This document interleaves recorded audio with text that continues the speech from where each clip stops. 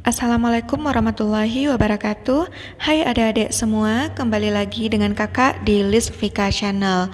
Nah, pada video kali ini kakak akan kembali share kepada adik-adik semua, itu berbagi tentang prediksi soal SIMA UI 2020 bagi adik-adik yang ngambil Soshum.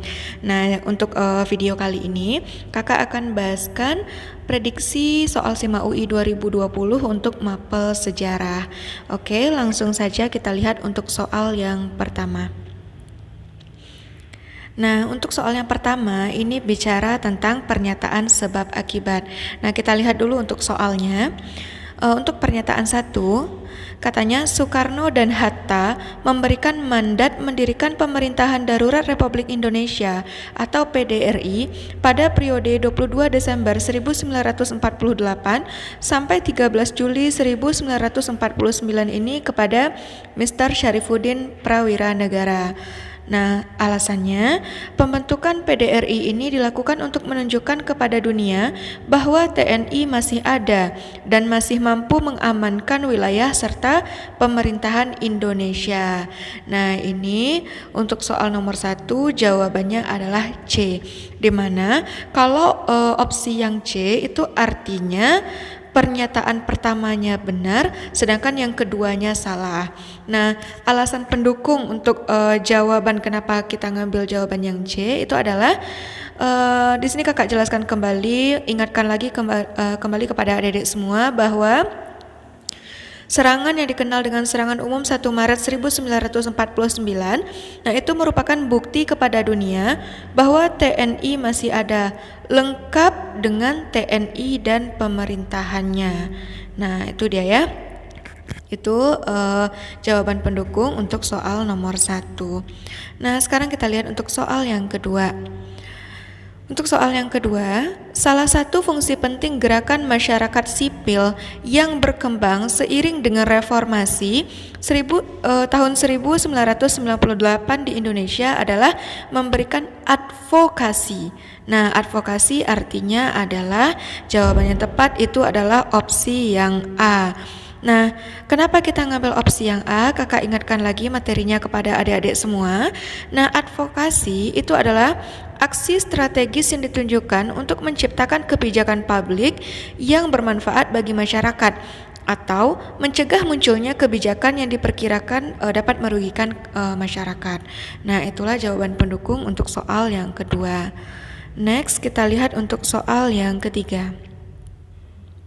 Ini pernyataan 1, 2, 3, 4 ya. Nah, adik-adik ingat lagi untuk pilihannya.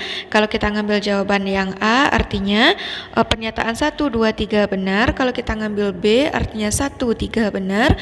Kalau kita ngambil C artinya pernyataan 2 dan 4 benar. Kalau kita ambil D artinya pernyataan 4 saja yang benar. Kalau kita ngambil E artinya semua pernyataannya benar. Nah, kita lihat lagi untuk soal yang ketiga. Pada dasarnya, agenda pemerintahan Presiden B.J. Habibie berorientasi kepada penegakan HAM atau hak asasi manusia seperti terlihat dalam. Nah, di sini ada 4 pernyataan, kita baca dulu. Pernyataan pertama, ini bicara pembebasan tahanan politik yang semula dituduh subversif. Yang kedua, pembentukan tim pencari fakta untuk menyelidiki kasus kekerasan dan korban hilang. Yang ketiga, pemulihan kebebasan pers. Dan yang keempat, pelaksanaan referendum masalah Timur Timur. Nah, jawaban yang tepat untuk soal nomor 3 itu adalah opsi yang E, artinya semua pernyataannya benar. Nah, kita lihat alasan pendukungnya. Kita lihat lagi liberasi politik itu terlihat pada berbagai kebijakan yang diambil oleh semasa pemerintahan Bapak B.J. Habibie sebagai Presiden Indonesia. Nah, seperti kebijakan pelonggaran media massa dalam pemberitaannya, kebebasan dalam pendirian partai politik, pengakuan perbedaan pendapat dan demonstrasi, pencabutan peraturan tentang subversi, pembebasan tahanan politik, kebijakan untuk melakukan jajak pendapat di Timur Timur, dan kebijakan-kebijakan lainnya yang bersesuaian dengan aspirasi politik secara otoritarian. Nah, inilah liberasi politik yang terlihat semasa pemerintahan Bapak B.J. Habibie sebagai Presiden Republik Indonesia. Nah, sekarang kita lanjut untuk soal yang keempat. Untuk soal yang keempat, teori konspirasi yang dikembangkan oleh Harold Crouch dan W.F. Wertham itu menyebabkan bahwa penyebab meletusnya gerakan 30 September 1965 atau biasanya kita kenal dengan istilah G30 SPKI, nah adalah sebagai berikut kecuali. Nah, ini jawaban yang tepat untuk soal nomor 4 itu adalah opsi yang D. Kecuali ya, berarti yang salah. Yang salah itu adalah terbentuknya barisan pendukung Soekarno. Oke, kita lihat untuk alasan pendukung kenapa kita ngambil jawabannya D. Nah, di sini menurut Harold Crouch, G30S itu adalah persekutuan antara perwira muda dengan PKI. Inisiatifnya berasal dari perwira muda tersebut. Sementara PKI bukanlah merupakan kelompok inti yang merencanakan dan mengeksekusi.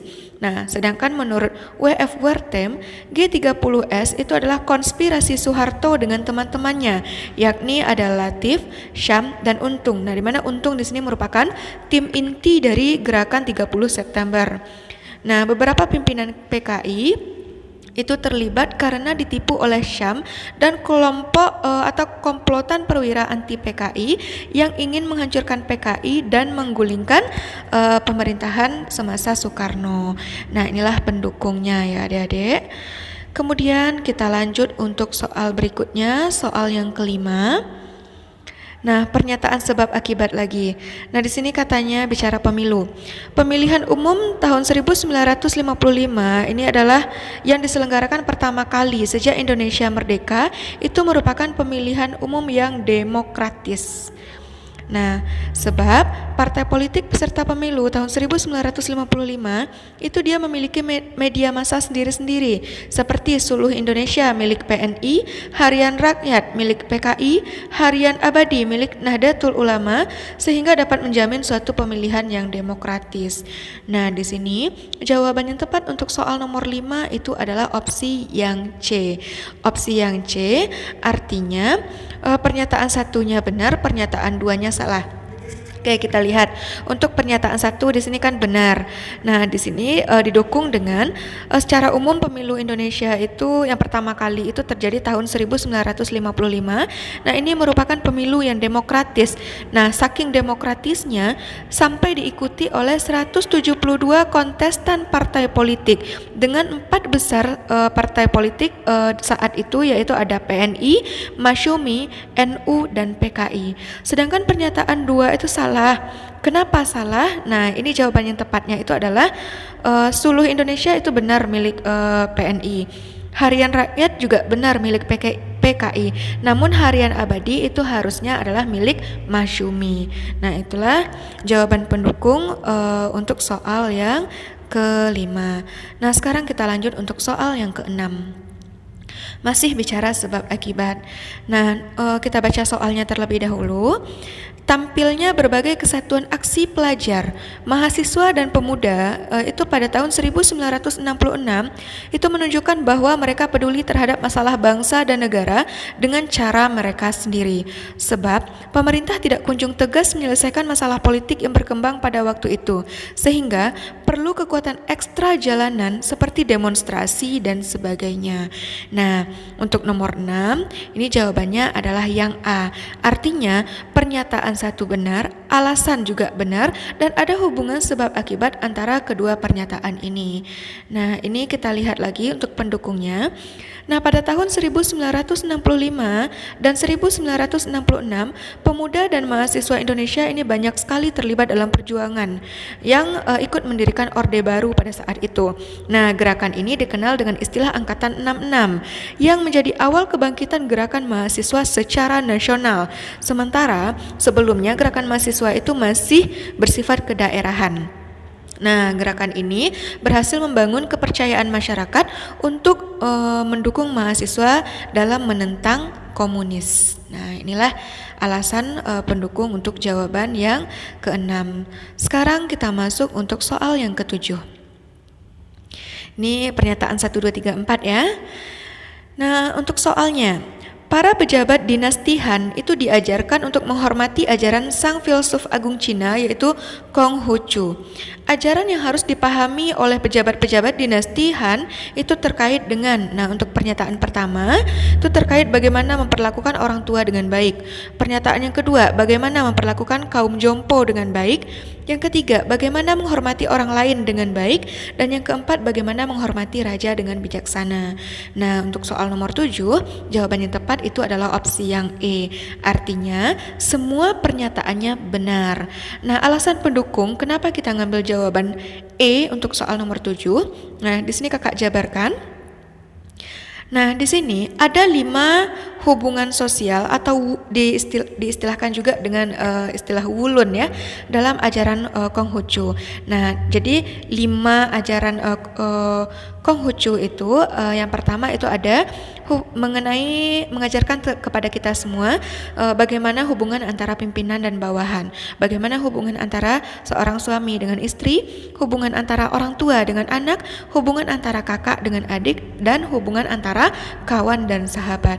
Nah, inilah ajaran Konghucu yang harus diterapkan saat masa pemerintahan dinasti Han. Nah, itu dia ya adik-adik. Sekarang kita lihat untuk soal yang ke-8. Nah, untuk soal yang nomor 8, untuk mengendalikan banjir di musim hujan serta memenuhi kebutuhan irigasi tanah-tanah pertanian, masyarakat Sungai Indus itu dapat melakukan apa? Nah, jawaban yang tepat untuk soal nomor 8 itu adalah opsi yang A, di mana masyarakat Sungai Indus itu menempatkan bendungan besar untuk menampung air hujan. Nah, kita lihat untuk penjelasan lebih lanjut. Nah, di sini penjelasan lebih lanjutnya itu adalah masyarakat Sungai Indus itu menempatkan bendungan yang sangat besar untuk menampung air hujan. Nah, bendungan yang dibangun masyarakat Sungai Indus itu cukup besar sehingga disebut dengan istilah bendungan Tarbela, atau ada juga yang sebutnya itu bendungan Torabela atau bendungan Pasto, itu juga boleh ya. Nah, itu selesai dibangunnya tahun 1976. Selain berfungsi sebagai tempat menyimpan air untuk mengendalikan banjir, nah bendungan tersebut juga digunakan untuk irigasi dan produksi energi hidrolistrik ya. Nah, itulah cara masyarakat Sungai Indus untuk mengatasi supaya tidak terjadi banjir pada saat musim hujan. Nah, selanjutnya kita masuk soal nomor 9. Nah, pada abad ke-17, Niccolo Machiavelli itu meletakkan landasan-landasan monarki absolut yang kemudian mempengaruhi raja-raja di Eropa untuk membentuk kekuasaan yang bersifat mutlak. Nah, pemikiran ini dituangkan ya, itu maksudnya adalah dituangkan dalam buku apa? Nah, judul bukunya itu adalah I Principe. Itu opsi yang E. Nah, kita lihat untuk penjelasannya. Nah, buku I Principe ini menjelaskan bahwa kekuasaan raja itu tak terbatas terhadap segala sesuatu yang mencakup negara, harta, dan rakyat yang ada di wilayah kekuasaannya. Nah, itulah garis pokok dari isi buku I Principe tadi. Nah, terakhir itu untuk soal nomor 10. Nah, ini bicara hubungan sebab akibat lagi. Nah, untuk soal yang terakhir itu adalah zaman Malaysia adalah sebuah peristiwa menurunnya perekonomian secara drastis di seluruh dunia. Itu dimulai pada tahun 1929 sebab terjadi depresi besar yang telah menghancurkan berbagai sektor ekonomi. Kemudian ini dia menghancurkan berbagai sektor ekonomi ini kemudian kembali terjadi setelah Perang Dunia yang kedua. Nah, untuk soal nomor 10, jawaban yang tepat itu adalah opsi yang C, di mana opsi yang C itu artinya pernyataan pertama itu benar sedangkan pernyataan keduanya salah. Nah, alasannya itu adalah pada zaman Malaysia itu disebabkan karena jatuhnya bursa saham New York yang terjadi pada tanggal 24 Oktober tahun 1929 dan mencapai puncaknya itu pada tanggal 29 Oktober tahun 1929. Nah, itulah alasan untuk jawaban soal nomor 10. Oke adik-adik, sekian dulu pembahasan soal kita pada video kali ini. Terima Terima kasih kepada adik-adik semua karena selalu setia mengikuti channel kami. Nah, bagi adik-adik yang belum subscribe, jangan lupa subscribe Lisvika Channel dan jangan lupa like, comment, share, dan aktifkan lonceng notifikasinya agar adik-adik tidak ketinggalan setiap update informasi dari kami. Nah, selalu ikuti channel kami ya, karena kami akan selalu memberikan update informasi yang adik-adik butuhkan itu seputar dunia pendidikan, baik itu seputar UTBK, ujian mandiri, kemudian SIMA UI, soal-soal untuk masuk sekolah kedinasan, serta beasiswa-beasiswa yang bisa adik-adik dapatkan.